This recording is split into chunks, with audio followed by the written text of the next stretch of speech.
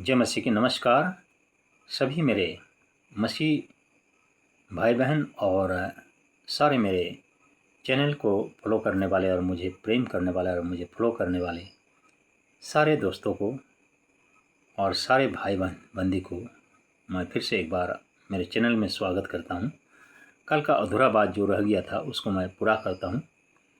दोस्तों, ऐसा है जैसे प्रभु का आगमन जब होता है, जब होगा तो किस प्रकार से होगा और कैसे कैसे होगा। कल मैं कुछ बता चुका था आपको पहला थिस्सलुनीके 4 अध्याय से 16 और 17 वचन में कि वचन में क्या बोलता था कि जो मसीह में मरे हुए उसको पहले और जो जीवित और बचे रहेंगे उनको रूपांतरित करके स्वर्गदूतों के द्वारा उठाए जाएंगे। Hallelujah, praise the Lord. सुंदर समय के लिए परमेश्वर को धन्यवाद करता हूँ जो हमारे बीच लेके आता है कि एक समय और उनका वचनों के साथ हम उनसे वार्तालाप करने में मौका देता है, इसलिए परमेश्वर को कोटि कोटि बार धन्यवाद।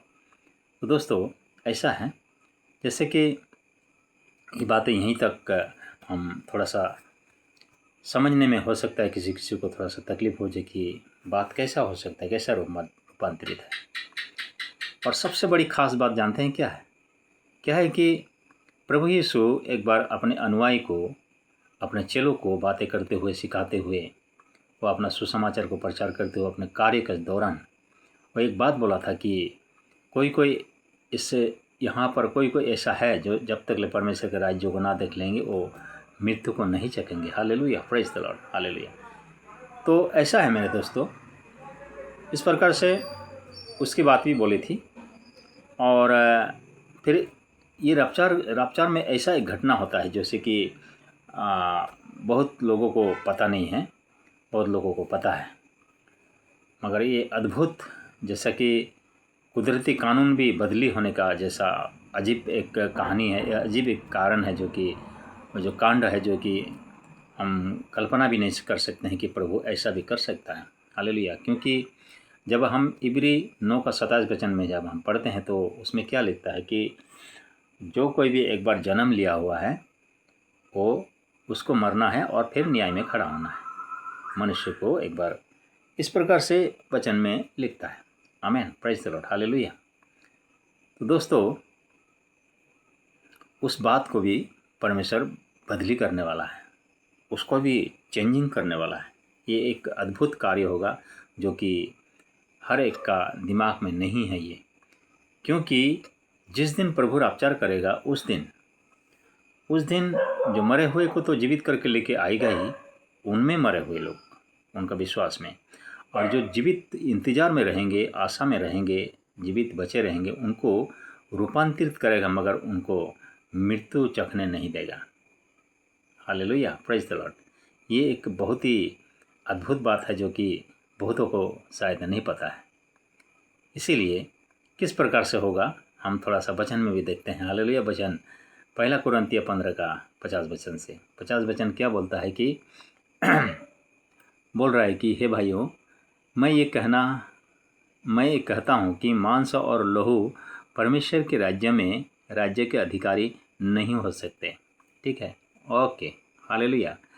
और ना नासपान अविनाशी का अधिकारी हो सकता है। ठीक है, हालेलुया, प्रेज द लॉर्ड। ये भी बहुत बढ़िया बात है। ऐसा है, स्वर्ग में ये खून मांस कभी नहीं जाएगा। इसीलिए हमको रूपांतरित करना, हमारा शरीर को बदली करना बहुत ज़रूरी है। हालेलुया। 51 में बोलता है, देखो मैं तुमसे भेद की बात कहता हूँ, भेद की बात कि हम सब तो नहीं सोएंगे, मतलब नहीं मरेंगे, तभी प्रभु का आगमन होगा। हालेलुया। सोएंगे परंतु सब बदल जाएंगे। देखो, जो भी जीवित और आशा में रहेंगे, हालेलुया, प्रेज द लॉर्ड, बहुत ही खुशी का बात है जो कि हम बदल जाएंगे मेरे प्रियो, हम मृत्यु को नहीं चखेंगे। अगर इस वक्त प्रभु आ गया तो हम अगर प्रभु का कार्य करते हुए प्रभु में सो गए तो बात अलग है, तो पर भी हम सबसे पहला जीवित होकर आएंगे। प्रभु हमें जीवित करके लेके आएगा और जीवित भी रहेंगे तो हम मृत्यु को नहीं चखेंगे। ये एक बहुत ही अद्भुत बात है। आमीन, प्रेज द लॉर्ड, हालेलुया।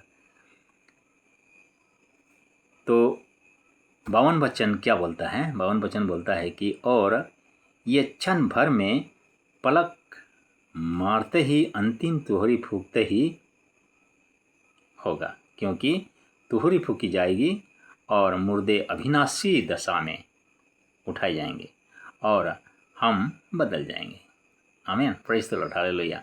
तो मेरे दोस्तों, इस प्रकार से वचन प्रूव करता है। 53 क्या बोलता है कि क्योंकि अवश्य है कि वो नाशवान देह अविनाश को पहन ले। हमारा नाशवान देह जो है ना, ये अविनाशी को पहन लेगा, यानी कि प्रभु का करामत है। ये प्रभु इस प्रकार से कार्य करेगा। Hallelujah, praise the Lord. ये बहुत ही अद्भुत और बहुत ही आनंदमय बात है, जो कि इस दिन का ही हम इंतजार कर रहे हैं। ये एक अद्भुत कार्य होगा प्रभु का। Hallelujah, praise the Lord. देह अविनाशी को पहन ले और ये मरणहार देह अमरता को पहन ले।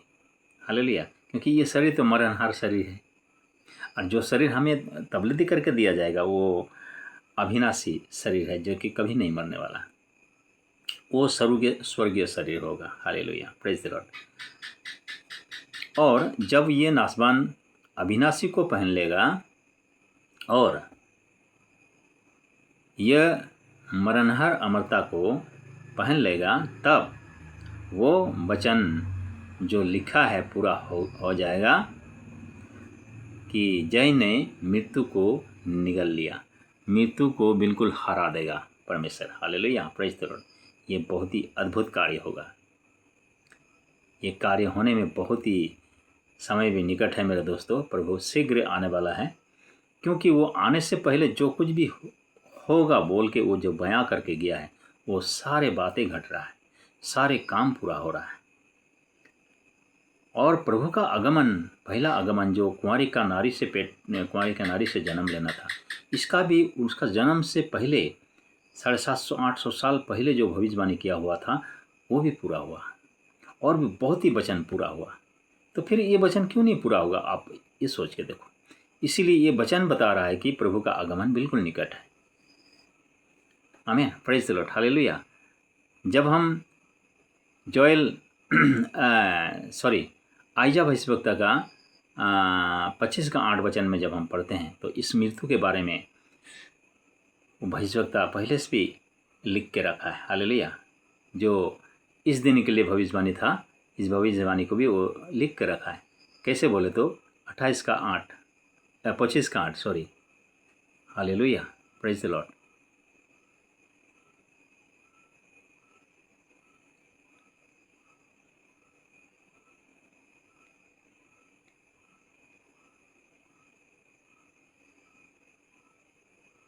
पच्चीस का 8 में क्या बोलता है कि वो मृत्यु को सदा के लिए नाश करेगा। कौन? प्रभु यीशु। आमीन, प्रेज़ द लॉर्ड। प्रभु यीशु जो है कि मृत्यु को सदा के लिए नाश कर देगा। मृत्यु और कभी भी उनका राज्य में नहीं घटेगा। मृत्यु जो उसका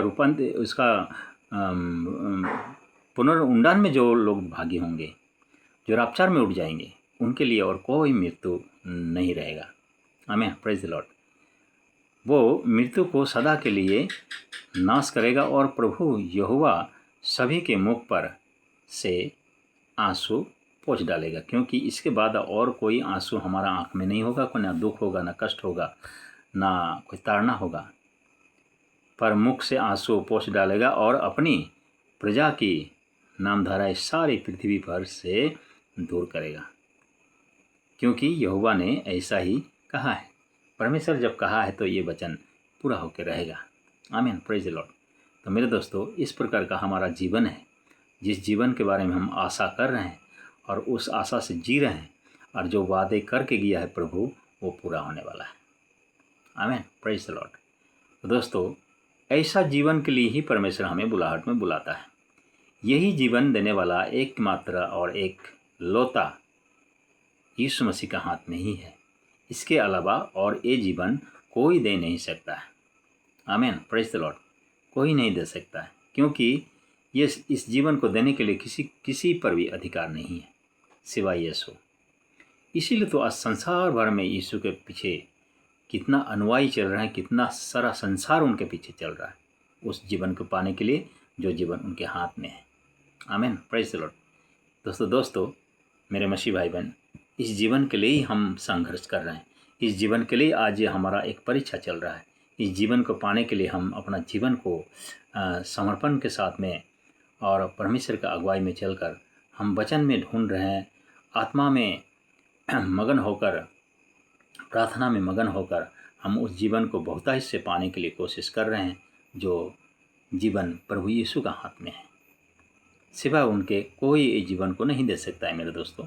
चाहे कोई भी हो, कोई दास, कोई देश का हो, कोई भाषा की हो, कोई जाति का हो, कोई भी हो, चाहे आप क्रिश्चियन हो चाहे ना हो, चाहे आप विश्वासी हो चाहे ना हो, सभी का, हर एक का, कोई भी अगर जीवन पाना चाहता है इसके बाद में जो जीवन है, तो फिर यीशु मसीह का बिना ये जीवन पाना अनहोना है। Hallelujah, praise the Lord. जय मसीह की।